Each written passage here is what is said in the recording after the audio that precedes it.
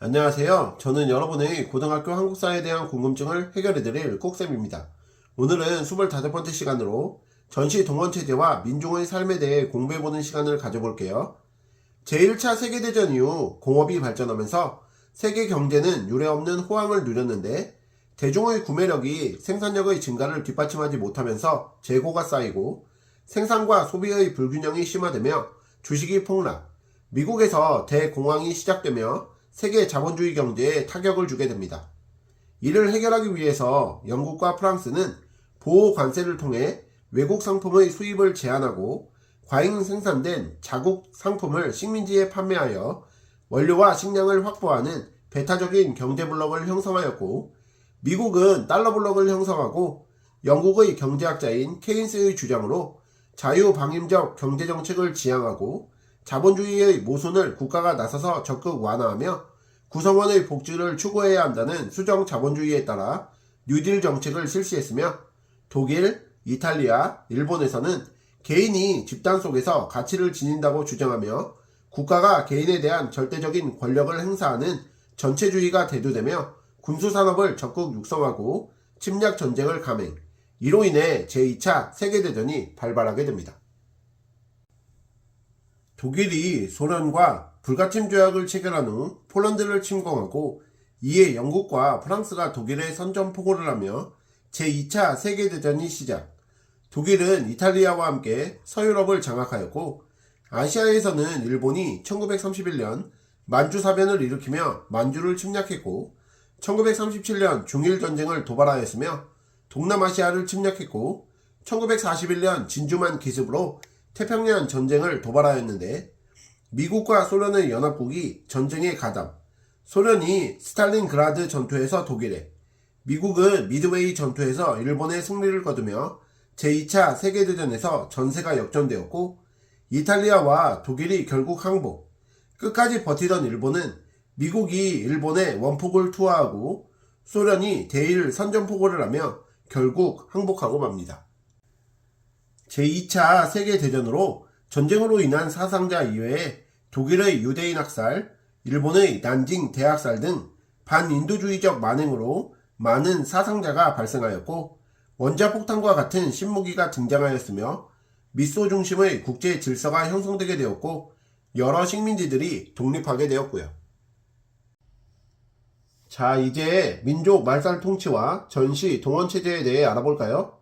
일제는 한국인의 민족의식을 말살하여 침략전쟁에 효율적으로 동원하기 위해 일본인과 한국인이 같은 조상에서 나왔다는 일선 동조론과 일본 즉 내지와 조선이 하나라는 내선일체를 내세우며 한국인을 일왕에 충성하는 백성으로 동화시키려고 하는 황국 신민화 정책을 강요하며 민족 말살 통치를 실시하였는데, 일왕에게 충성을 맹세하게끔 하려고 황국 신민 서사 암송, 아침마다 일왕의 거처가 있는 동쪽을 향해 허리 숙여 절을 하는 궁성 요배를 강요하였고, 전국의 모든 읍면에 일본 왕실의 조상신이나 자기 나라에 공을 세운 자의 위패를 봉안해 놓은 사당인 신사를 건설한 후 참배를 강요, 이를 거부하는 사람을 처벌하고 학교를 폐쇄하였습니다. 또한 창씨 계명령을 공포하여 일본식 성명을 강요하고 거부시 학교 입학 불가, 식량 배급 불가의 불이익을 주었고, 조선일보와 동아일보를 폐간하고 조선어 학회를 탄압하는 등 우리말 사용도 철저히 금지하였고요. 뿐만 아니라 1936년 조선 사상범 보호 관찰령, 1941년 한국인의 사상을 통제하기 위하여 독립운동가들을 재판 없이 체포하여 가둘 수 있도록 한 법령으로 구금을 통해 도망가거나 증거를 인멸시킬 가능성이 있는 독립운동가들을 교도소에 구속하였던 조선 사상범 예방 구금령을 제정, 독립운동 세력을 탄압하고 사상을 통제하였고, 수업을 일본어로만 진행하고 관공서를 포함해서 우리말 사용을 금지시켰으며, 조선어 과목과 한국사 과목을 사실상 폐지하였던 제3차 조선교육령을 공포하였고, 한국 신민의 학교라는 의미로 소학교의 명칭을 국민학교로 변경하였습니다. 다음으로 병참 기지화 정책에 대해 살펴볼 건데요. 대공황 이후 일본 내 쌀 가격이 하락하자 산미 증식 계획을 중단하였고, 일본 독점 자본이 대거 진출, 중화공업과 광업 부문에 투자가 이루어지면서 지하 자원이 풍부한 북부지방을 중심으로 대규모 공장들이 건립되었고, 일본에 필요한 공업 제품의 원료 생산을 목적으로 남부지방에서는 면화를 재배하고 북부지방에서는 양을 기르는 남면 북양 정책을 강요하였으며, 중일전쟁 이후 대륙 침략에 필요한 물자와 인력 공급을 위한 정책을 추진, 한반도를 병참 기지로 삼고 군수산업과 관련 있는 중화공업과 광공업을 집중적으로 육성, 이로 인해 군수산업 위주로 경제구조가 개편되었고 소비재 생산이 크게 위축되게 됩니다. 또한 일제는 직접적 강제적 방식으로 한국의 인력, 물자를 수탈하기 위해 1938년 국가 총동원법을 시행하였는데, 먼저 인력 수탈에서는 1938년 육군 특별지원병제, 1943년 학도지원병제, 1944년 일제가 전쟁을 수행하기 위해 병사를 모집할 목적으로 실시한 징병제를 통해 침략전쟁에 한국인을 투입하였고, 1939년 국민징용령을 발표하여 수많은 한국인을 군수공장, 탄광 등으로 끌고 가고 건설 현장에 동원한 근로보국대, 어린 학생들을 식량 증산 사업에 동원한 학생 근로보국대 등을 조직하는 등 한국인을 강제 노동에 동원했으며, 일본군이 주둔한 지역에 군 위안소를 설치하고 점령지의 수많은 여성들을 강제로 끌고 가 일본군의 성노예 역할을 하도록 강요한 위안부, 한국 여성들을 군수공장 등에 동원한 여자정신 근로령을 실시하는 등 여성들을 전쟁에 동원하였습니다. 쌀 등의 식량과 금속류 같은 전쟁 물자를 강제 공출하고 양곡 배급제를 실시하는 물자 수탈도 이어졌고요. 뿐만 아니라 국민정신 총동원운동을 전개, 지원병, 국방헌금을 독려하고 일본식 성명 사용을 강요했으며 폐품 수집 활동 등을 하였고, 반사회를 조직하여 일장기 개양, 신사참배, 일본어 사용령, 애국 저금 등을 강요하였고 각종 친일 행사에 한국인을 강제 동원하였습니다.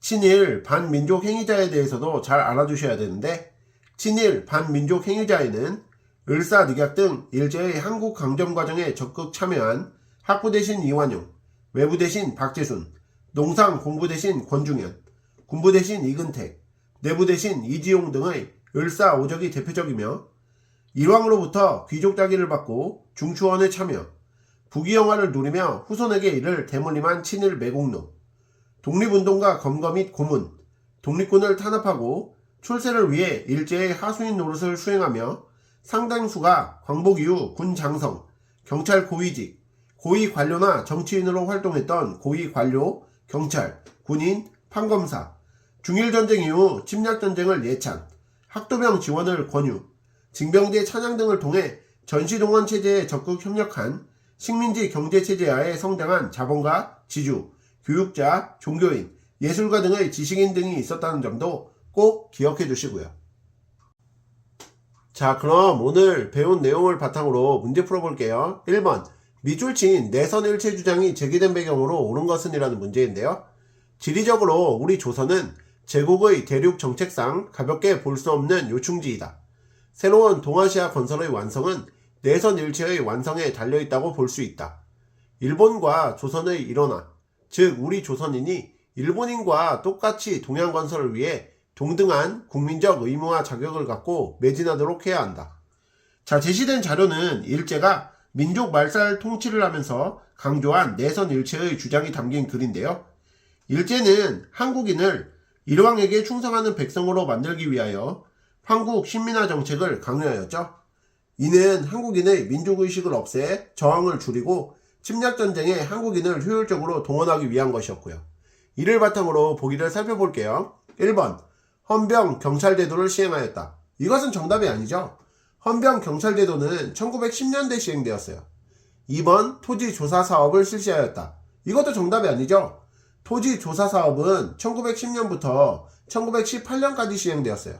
3번, 황국신민화 정책을 강요하였다. 이것이 정답이죠. 4번, X자형 간선 철도망을 완성하였다. 이것은 정답이 아닌데요. 일제는 1928년 함경선을 개통하여 X자형 간선 철도망을 완성하였습니다. 5번 3.1운동이 전국적으로 확대되었다. 이것도 아니죠. 1919년 일어난 3.1운동은 일제가 문화통치를 시행하는 계기가 되었어요. 그러므로 1번 문제에 대한 정답은 3번이 되겠습니다. 2번 문제도 풀어볼게요. 다음 자료와 관련된 일제의 정책으로 옳은 것은 이라는 문제인데요. 군함도라고도 불리는 하시마섬은 많은 한국인들이 강제로 끌려가 노동을 강요당한 곳이다. 이곳에서 한국인들은 약 1000m 깊이 45도씨에 달하는 뜨거운 갱도에서 하루 12시간 이상 노예와 같은 노동을 하였다. 자, 제시된 자료는 일제가 강제징용으로 한국인의 노동력을 착취한 하시마섬, 군함도에 대한 설명인데요. 일제는 1939년 국민징용령을 공포하고 부족한 노동력을 보강하고자 수많은 한국인을 군수공장과 탄광 등으로 끌고 갔습니다. 이렇게 끌려간 한국인들은 제대로 된 임금도 받지 못한 채 중노동에 시달렸고요. 이를 바탕으로 보기를 살펴보면 4번의 국민징용령이 정답임을 알 수 있는데요.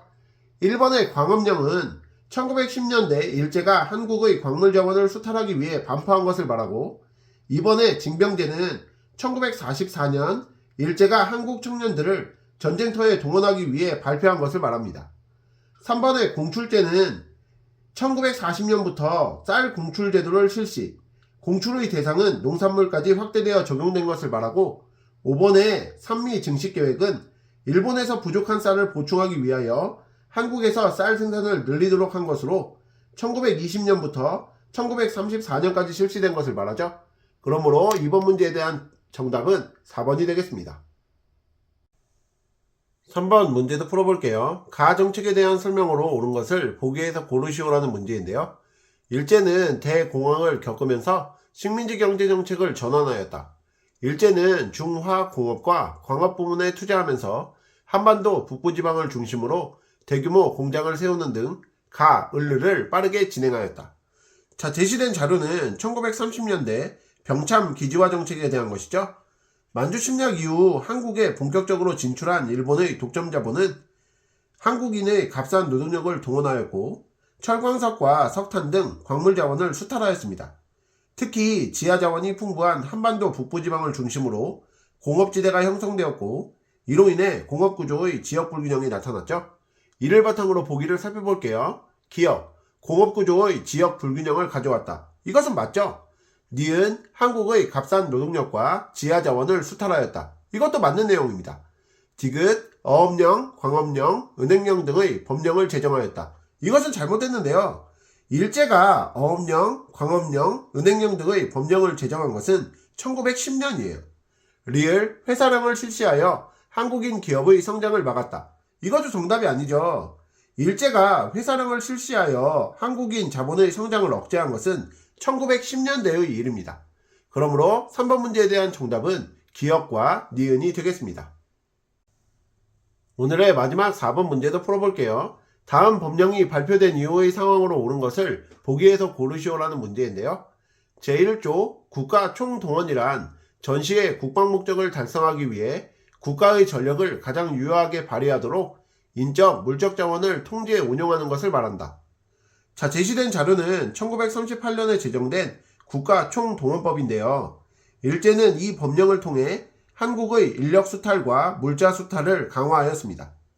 이후 일제는 근로보국대를 조직하여 도로, 철도, 비행장 등의 건설 현장에 한국인들을 강제로 끌고 가서 일을 시켰고, 농촌에서는 학생 근로보국대를 조직하여 어린 학생들을 식량 증산 사업에 동원하였죠.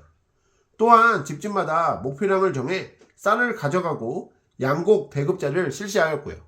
이를 바탕으로 보기를 살펴보면 니은의 양곡 배급제 실시와 디귿의 근로보국대 조직이 정답임을 알 수 있는데요.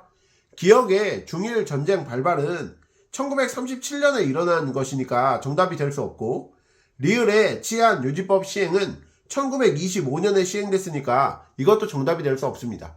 그러므로 4번 문제에 대한 정답은 니은과 디귿이 되겠습니다.